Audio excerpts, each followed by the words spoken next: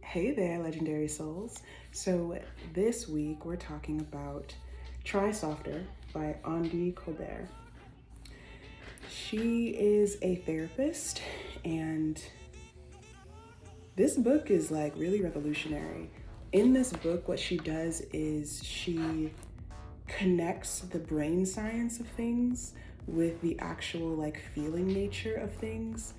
And I learned so much about myself. I've been on my healing journey for a number of years, but there were some things that I've learned in therapy school. There's some things that I've learned in personal therapy. There's some things I've learned in terms of personal development.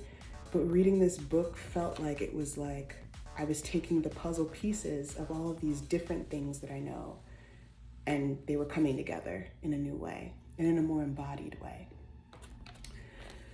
So you can tell that I read it, like it's like fully falling apart.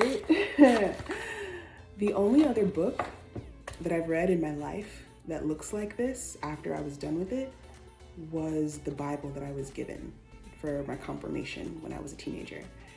And I say that not just because it's falling apart after I'm done with it and fully underlined and annotated and all the things.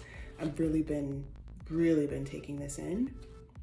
I say that also as a segue into a disclaimer. If you have any sense of church hurt, friction or resistance to religion, and specifically Christianity, or specifically Christians talking about Christianity or talking about God, this book may not be the right book for you at this time.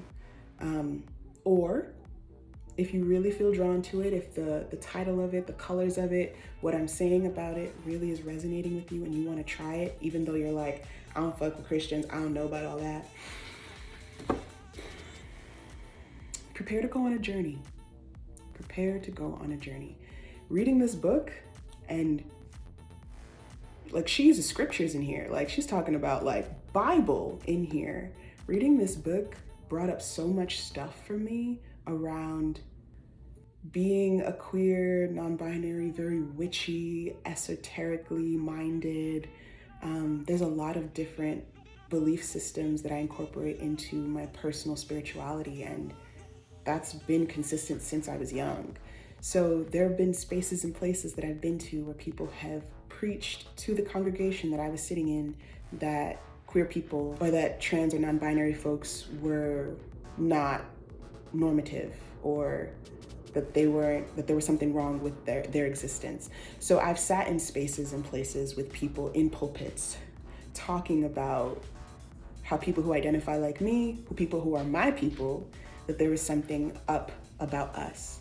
And there were a lot of years that I had a lot of friction with church communities and with spaces, and I didn't know where to go, and I didn't brought up a lot.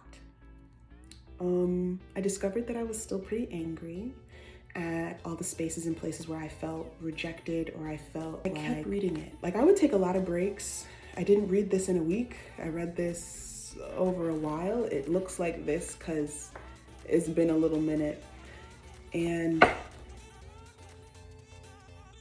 so I have two big takeaways from reading this book. One, people are not the pathway to the divine. So whether that's a church community, whether that's a mosque, whether that's a synagogue, whatever community it is, whatever religion it is, whatever spiritual tradition it is, even if you are like very witchy and there are people who practice, like Wicca around you, or who are also spiritual, people, whether it's one, several, or many, a community, people are not the pathway to the divine. So I got to be angry in the ways that I didn't feel like I could be angry towards someone in a pulpit when I was younger. I got to be angry. I got to, wrestle with the scriptures that were in here. I got to wrestle with the ways that the writer speaks. People would speak just like this, and there was just this constant invitation for connection, but through a Christian lens. I got to feel the dismay and the grief of all the years that I felt very alone spiritually, because I've had to forge my own way and I've had to find out things myself. And there were a lot of beliefs that I had at the time and a lot of beliefs that I have now that were very,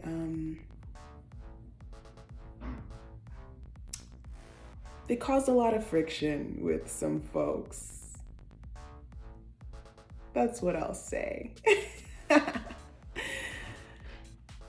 I'm so grateful that I got to be angry, because through the anger, I also moved through so much, and I learned, well, I have a right to be angry. My anger is valid.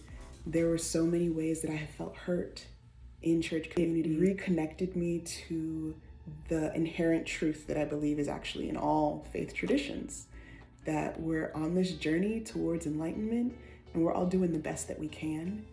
And when we stay close to the foundations of love and community and generosity, we stay close to our bodies, and therefore we stay close to the divine that lives within us.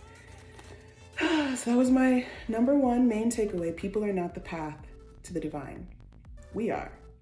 Highly recommend, with the disclaimer that if you have an issue or a deep friction or a lot of pain around Christianity, take your time with this or choose a different book. All right. This is Ada Ad Astra, taking you from the moon into the stars, and I will catch you in the future. Take really good care. Bye.